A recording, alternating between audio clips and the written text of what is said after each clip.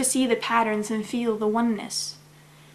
If there are people who believe in karma, who are listening to me speak right now, then and do not agree with me, then think about the Illuminati. With all the awful things they have done to us, where is their karma?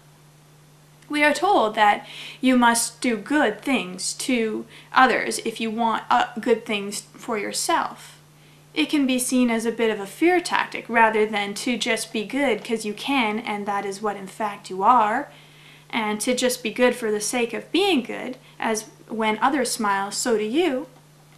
How come the Illuminati has such nice houses, living a life of a king with all the money and power of the world? By the laws of karma, this would not be allowed. What this tells me is that the reason they have no karma is because they really are us, a subconscious projection. So whatever they do seems to reflect on us. We get the brunt of it all.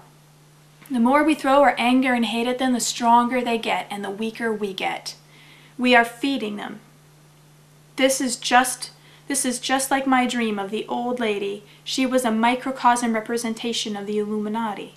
How I transcended her is the same way I feel we now need to do with the challenges we are facing. Does that make sense to you? How is it that we can find it so easy to love someone else but hold ourselves hostage in the mirror? That's also a Jewel song. So many ask me, what can we do, Jess?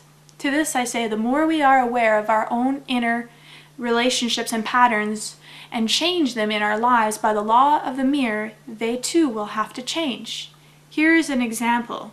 There was this guy who saw my Project Camelot interview and learned about the reptiles for the first time in that interview. Then he went off to do more research, and he was very upset with the reptiles, saying that they are such bullies, being so controlling and possessive with us. What gives them the right to do that? I found these comments really interesting, as his wife was just telling me how controlling he was and how so possessive, as if he was afraid to lose everyone, so he would work hard to not allow this to happen. But by doing that, the insecurities came out, and the desperation which then repelled her from him. What does this tell us? Do you see the pattern? What he was doing with his family life was very similar to the reptiles. His actions was allowing them to do what they were doing to us. But not just him. Everyone in the world who is lost to this same pattern on a collective level makes it even more powerful. So the more you learn how the Illuminati works and how you're doing the same in your own private world, I am confident we can steer the Titanic from the iceberg. It demonstrates that we have grown up. We are more aware, conscious in the moment, and have now taken responsibility for our collective manifestations. Here are some more examples of how we unconsciously fuel the Illuminati. I was asked about my thoughts on chemtrails, and my response was this story. I told them about a little boy and his father working in the garden. The father starts to spray chemicals onto their plants, and the little boy asks his father, "Why does he spray?" The father says, "Because there are bugs who might eat our crops." The boy thought about this and said, "Well, that does not seem fair to the little bugs. Suppose, Dad, that you were a little bug, and you worked hard to assist with the growth of crops, and when you went to collect your share for you and your family, some giant comes along and sprays you. How would you like, Dad, to have all your food and home environment poisoned?" At that moment, the father looked in the sky and saw planes making chemtrails. We now have sprays that are organic in that it does not harm our crops and humans, but still kills the bugs. Is this any better? We now have a black president, yet still we are racist, and there is still discrimination. Isn't to kill the bugs to kill us as well? If we're killing the bugs, we're killing ourselves? How can you be surprised when what is done to them is done to us? We are taught at a young age, if humans do like insects, then it is okay to kill... If we are taught at a young age, if humans do not like insects, then it is okay to kill them. On a subconscious level, we learn it is okay to kill what we do not like. By the age of 10, the information will be embedded in a child's mind. As an adult, we will grow up and probably not know why we hate them. I know this happened to me, and I had to do some self-taught NLP. neurolinguistics programming to be free from this pattern. So who is your enemy really? Is there even an enemy? Or are we just unable to admit to ourselves there is no enemy, that our brain, our imagination got carried away? Did we just think it easier to create our enemy just to say, see, I told you. I was right, there was an enemy. So is being right worth it?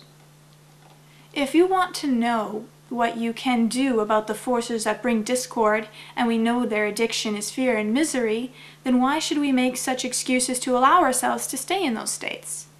Are we empowering them with this? Are we not empowering them with this? Then happiness and understanding, patience and unconditional love is a cure to help anyone or anything kick the addiction. Our ability to perceive something follows our expectation.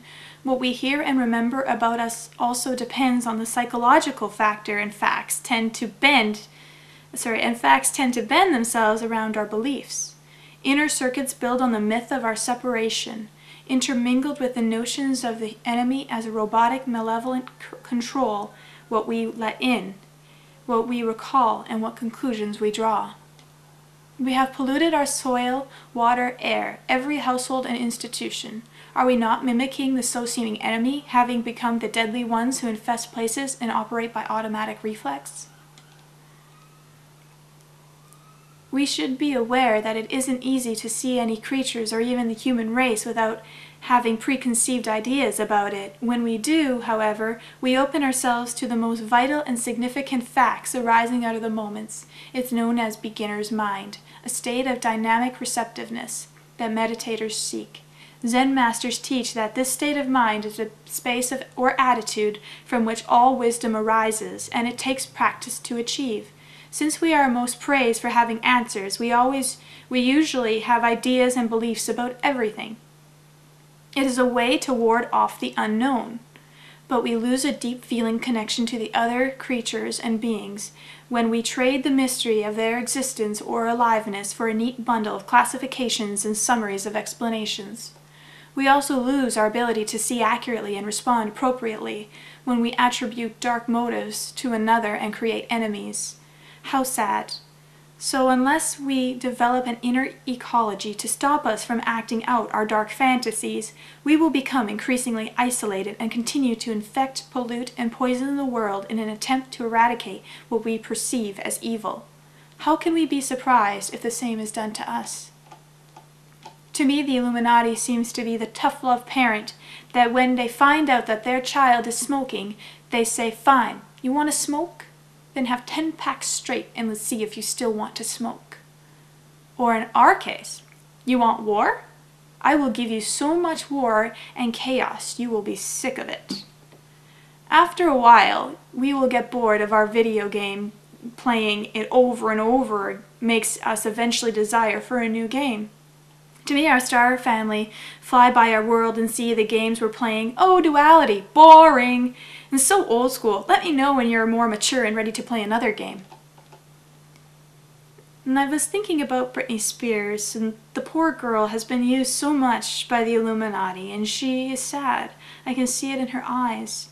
Then I thought about Arizona Wilder from David Icke interviews. What a sad nightmare her existence here must have been, beyond what we can even fathom. Mrs. Icke told me how they recruited her again. The poor thing, what chance did she have? How does one get past all the conditioned brainwashings and the trauma? What about all the people in war-torn, poverty-stricken places, or the many people they have tested on in the concentration camps? How can this be allowed to go on? Not to mention the poor people held prisoner in underground bases, being used as guinea pigs for mind control and God only knows what else.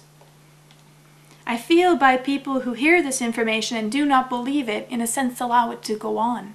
Rather than saying this could be true, and if it is, what can we do? I have had star children come to me being told they have been... I didn't finish that sentence. They just ignore it. Okay, what can we do? Instead they just ignore it. I have had star children come to me being told they have been taken, teleported. Yes, the ones in the underground bases know how to teleport. They would take these children to underground bases right from their own bedroom, to find, and these kids